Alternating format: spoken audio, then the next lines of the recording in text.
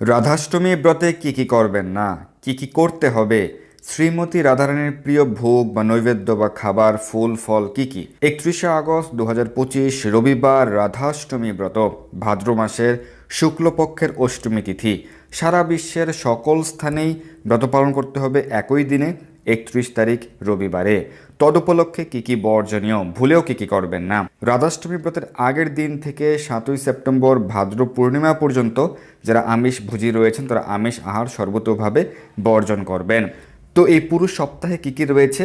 30শে August হচ্ছে রাধাষ্টমী ব্রতের আগের দিন, 31শে আগস্ট রাধাষ্টমী ব্রত এবং 1লা সেপ্টেম্বর ব্রতের পর দিন, এবং কোনো স্থানে 2রা সেপ্টেম্বর স্থান বিশেষে একাদশী ব্রতের আগের দিন, আবার কোনো স্থানে 3রা সেপ্টেম্বর হচ্ছে একাদশী ব্রতের আগের দিন। আপনি যদি পশ্চিমবঙ্গে হয়ে থাকেন তাহলে একাদশী ব্রতের আগের দিন হচ্ছে 3রা সেপ্টেম্বর। আপনি যদি বৃন্দাবন, দিল্লি, গুজরাট, চেন্নাইতে হয়ে থাকেন তাহলে সেটি 2রা সেপ্টেম্বর। এবং পার্শ্ব একাদশী ব্রত স্থান বিশেষে কোনো স্থানে 3রা সেপ্টেম্বর আর কোনো স্থানে 4ঠা সেপ্টেম্বর। কোন স্থানে কোন দিন এই পার্শ্ব একাদশী ব্রত পালন করতে হবে সেই তালিকা এবং সঠিক সময়সূচি আলোচনা আমাদের চ্যানেলে রয়েছে। আর একাদশী ব্রতের পর দিনও অবশ্যই আমিষ আহার বর্জনীয়। এবং এরপর 6 সেপ্টেম্বর রয়েছে অনন্ত চতুর্দশী এবং 7ই সেপ্টেম্বর রয়েছে ভাদ্র পূর্ণিমা, ভাগবত জয়ন্তী। তাই এই পুরো সপ্তাহ জুড়ে যারা আমিষভোজী রয়েছেন আমিষ আহার সর্বতোভাবে বর্জন করবেন। তাহলে কি বর্জনীয় রাধাষ্টমী ব্রত উপলক্ষে এই পুরো সপ্তাহ আপনারা আমিষ আহার গ্রহণ করবেন না, বর্জন করবেন, এবং এই বিষয়গুলি আপনারা অবশ্যই বর্জন করবেন। পরনিন্দা, পরচর্চা, অন্যের সমালোচনা প্রভৃতি করবেন না।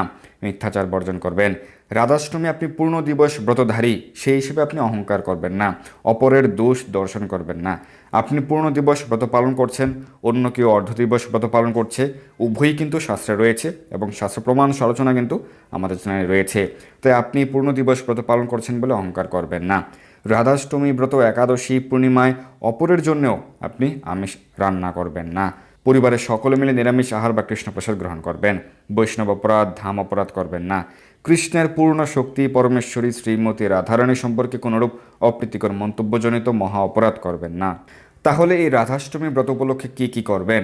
অবশ্যই 31শে আগস্ট রাধাষ্টমী ব্রত পালন করবেন এবং 3রা সেপ্টেম্বর বা 4ঠা সেপ্টেম্বর আপনি যে স্থানে অবস্থান করছেন সেই স্থানের সময় অনুযায়ী পার্শ্ব একাদশী ব্রত অবশ্যই পালন করবেন। রাধাষ্টমীতে দুপুর 12টা পর্যন্ত উপবাস পালন করলে এরপর অন্ন প্রসাদ, রুটি প্রসাদ, মহাপ্রসাদ প্রভৃতি গ্রহণ করে পালন করতে পারবেন। কিন্তু কেউ যদি ব্যক্তিগত ইচ্ছায় পূর্ণ দিবস উপবাস করেন সেই ক্ষেত্রে পরদিন সূর্য উদয়ের পরে পালন করতে পারবেন। তবে ইসকনের বেশিরভাগ ভক্তগণই দুপুর 12টার পর অন্ন আদি মহাপ্রসাদ গ্রহণ করে পালন করেন। প্রাতঃস্নান, মঙ্গল আরতি করবেন, অধিক হরিনাম জপ, হরিনাম কীর্তন করবেন, ভগবানের চরণকমলে তুলসীপত্র এবং পুষ্প অর্পণ করবেন। শ্রীমতী রাধারানীর চরণকমলে পুষ্প অর্পণ করবেন। তুলসীতে জলদান, তুলসী পরিক্রমা আদি করবেন। শ্রীমদ্ ভগবদ্ গীতা, যথাযথ শ্রীমদ্ ভাগবত প্রভৃতি শাস্ত্র অধ্যয়ন করবেন। শ্রীমতী রাধারানীর দিব্য লীলা মহিমা অধ্যয়ন বা শ্রবণ করবেন। লীলা পুরুষোত্তম শ্রীকৃষ্ণ গ্রন্থ পাঠ করতে পারেন। শ্রী শ্রী রাধিকা অষ্টকম, রাধারানীর অষ্টতর শতনাম, 108 নাম, রাধা কৃপা কটাক্ষ স্তোত্রম প্রভৃতি পাঠ বা শ্রবণ করবেন। এই সকল অষ্টকম স্তোত্রম আমাদের চ্যানেলে রয়েছে, আপনারা শ্রবণ করতে পারেন। শুদ্ধ ব্রাহ্মণ বা বৈষ্ণবদেরকে ভোজন বা দান করতে পারেন আপনার সামর্থ্য অনুযায়ী। এবং যারা অশৌচকালে রয়েছেন অশৌচকালেও ব্রত পালন করতে পারবেন, জপমালা হরিনাম জপ করতে পারবেন, গীতা ভাগবত পাঠ করতে পারবেন। রাধাষ্টমীতে নিকটস্থ ইস্কন মন্দিরে গিয়েও মধ্যাহ্নকালীন অনুষ্ঠানে আপনারা যুক্ত হতে পারেন, মহাপ্রসাদ গ্রহণ করতে পারেন। এই ক্ষেত্রে আপনারা সকাল 10 ঘটিকা 11 ঘটিকার মধ্যেই মন্দিরে চলে যাবেন। বাড়িতেও রাধাষ্টমীতে শুদ্ধতা সহকারে শ্রীমতী রাধারানীর প্রিয় ব্যঞ্জন রন্ধন করে শ্রী শ্রী রাধা মাধবের ভোগ নিবেদন করতে পারেন। অবশ্যই ভোগ নিবেদন করবেন রাধা কৃষ্ণের, রাধা মাধবের, তাই সেই ভোগ নৈবেদ্য পাত্রে অবশ্যই তুলসীপত্র দিতে পারবেন। এবং ভোর থেকে যথারীতি ভগবানের নিত্য সেবা পূজা চালিয়ে যাবেন। ভোরবেলায় সকালে ভগবানের যে সেবা পূজা অর্চন, ভোগ নিবেদন যথারীতি চলবে। চলুন আমরা জেনে নিই যে শ্রীমতী রাধারানীর প্রিয় খাবার বা প্রিয় ভোগ বা নৈবেদ্য, ফুল ফল কী। প্রবীণ আচার্যগণ বলেন শ্রীমতী রাধারানীর সবচেয়ে প্রিয় খাবার হলো কচুর ছড়া বা কচুরমুখী। বৃন্দাবনের রাভেল গ্রামের সেই গোপিকা, সেই বালিকাদের প্রিয় খাবার ছিল এটি। আপনারা কচুরমুখী দিয়ে অনেক রেসিপি তৈরি করতে পারেন। এছাড়াও মিষ্টি কুমড়ো দিয়ে বিভিন্ন রেসিপি তৈরি করতে পারেন। ফলের মধ্যে রাধারানীর প্রিয় ফল হচ্ছে আতা ফল, যেটিকে সীতাফল বলা হয়ে থাকে, এবং অন্যান্য তাজা ফলও রাধারানীর অত্যন্ত পছন্দ। উনি মিষ্টি জাতীয় খাবার খুব পছন্দ করেন, বিশেষ করে মালপোয়া পিঠা, পাটিসাপটা পিঠা রাধারানীর খুব প্রিয়।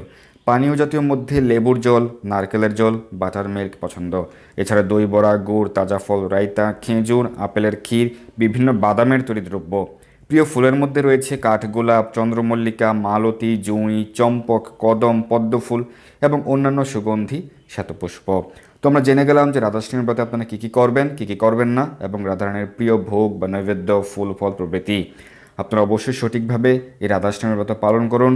সকলের জয় হোক। ধন্যবাদ সবাইকে। হরে কৃষ্ণ, রাধে রাধে। এই দুর্লভ মনুষ্যজন্মকে সার্থক করতে যুক্ত হন কৃষ্ণ ভাবনায়।